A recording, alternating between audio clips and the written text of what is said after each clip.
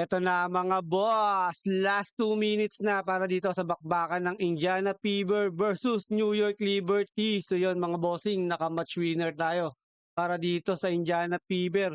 3-point lead na lang, kaya mo na Sophie. For 3, bang! Nice one. Sabing bakbakan na to mga bossing, napakainit. Ito na, Sabrina versus Sophie to attack. Patay tayo dyan, another one. Sabi tayo Clark. For 2, kay Kate, yun na, Caitlyn.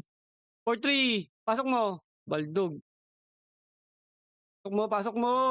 Pasok mo!